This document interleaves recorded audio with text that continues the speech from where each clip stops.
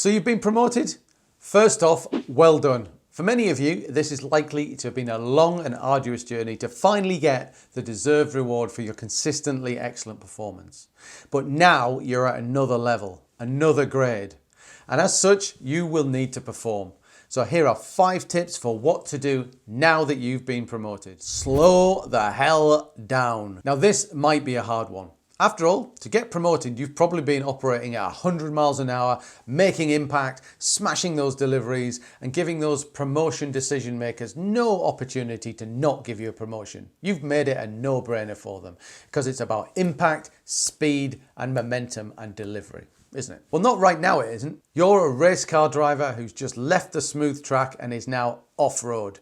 There are new bumps in the road, potholes, and other hazards that you weren't previously experiencing. And you won't necessarily get any indication of the new challenges you're facing until you're right in the middle of them. So as much as you're wanting to keep the pace up, take some time to take your foot off the gas and take a good look around at your surroundings, because things will be very different. And you won't necessarily notice unless you take the time to slow down and absorb your new surroundings. If you don't, then you won't see that cliff edge that you're hurtling towards. Stay humble. Getting promoted is super exciting. In fact, it's one of the most exciting things that can happen to you in your entire career, seeing yourself on that promotions list that goes around the company every year. Promotions don't happen often, and when they do, they are rightly to be enjoyed and celebrated. But you also have to remember that you're in competition with people that are likely to be pivotal to your future success at your new level. Remember, many of the people you're still working with might have actually had their eyes on that promotion that you were lucky enough to get. Maybe you just beat a close colleague to it, or got the benefit of the doubt that wasn't afforded to somebody else. Maybe you got the benefit of somebody's biases. Maybe you got lucky, who knows? So it's probably not a good idea to go around waving your new role in everybody's face. They'll know, and others will find out eventually, but many people will be watching, including the management that awarded you the new grade in the first place. There'll be a lot of eyes watching how you handle being awarded this prestigious promotion. I've seen people instantly put themselves on the back foot by showing an arrogant, self-important mindset, seemingly having the promotion go right to their heads. And that really doesn't go down well, especially with those that might have been in the running for that promotion as well. If you act like that, they're not going to help you very much in your new role. Alternatively, accepting a new role with humility, grace, and an understanding that you have been given something that many others are seeking can really show off that level of emotional intelligence and maturity that you regularly see amongst senior leaders. You might want to jump up and down. You might want to run laps of the office naked. What? You don't? Oh, just me then. But resist the temptation as much as you can. Keep the fist pumps for when you get home. Don't rock the boat, but do look for easy wins. Getting promoted is a super big thrill. And you've probably been operating at that more advanced level for some time now anyway in order to get the promotions. That's generally how promotions work. So you'll be super keen to show what you're made of to your new colleagues, management, and stakeholders. Super keen. You can't wait to deliver. You can't wait to get stuck in. But this can be a fatal mistake. Because regardless of the level that you're operating at, there's one thing that scares people, and that's change.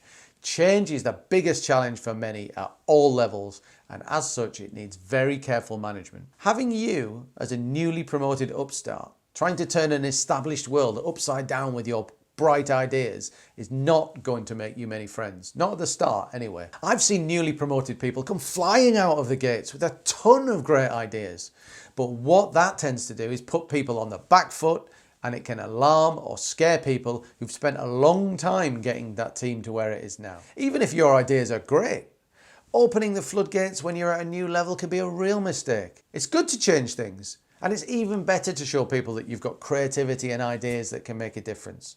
But release your ideas slowly, over time, when you've got comfortable with your new colleagues, and crucially, when your new colleagues are comfortable with you. Having said that, now that you're operating at this new level, in these new environments, you'll see many opportunities for simple, effective, and easy improvements that won't get people's backs up, and they won't raise any red flags. Now, these are the easy wins, the free hits that newly promoted people are crying out for. Make sure you spot them and execute. That way, you will be seen as somebody that can make a difference immediately, but without uprooting everything. You'll keep people on side and you'll get things done. Engage your sponsors. This is one I don't see people doing anywhere near enough. And it can be really helpful for new people that have been promoted. As part of you getting promoted, you and your manager will have had to have built a case for the promotion review board or whatever your company process is.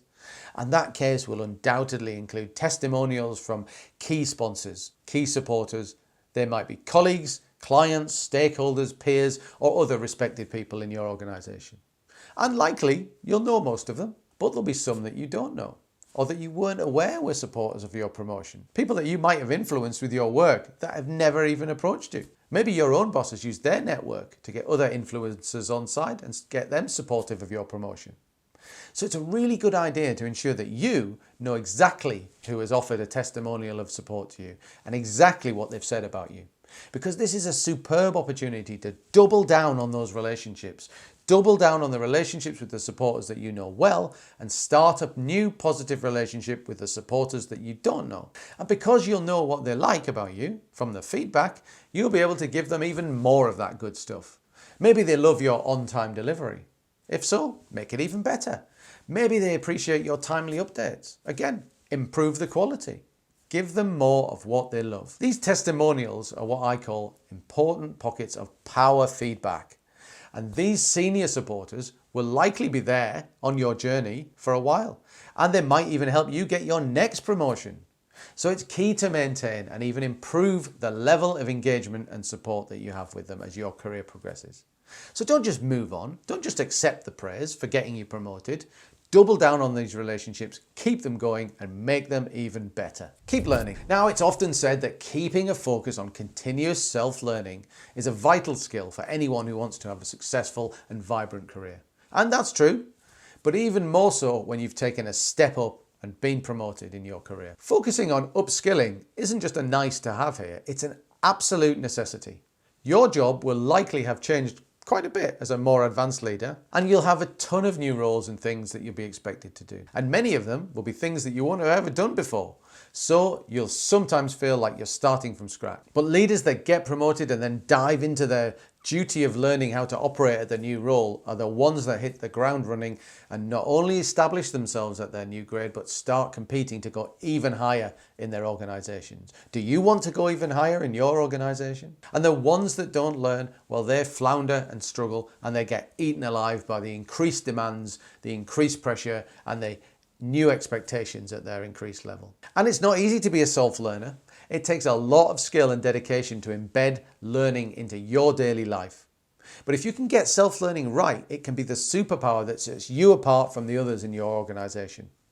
Now, I've got a great guide to mastering the art of self-learning in this video right here. So give it a click and I'll see you over there. Thanks for watching.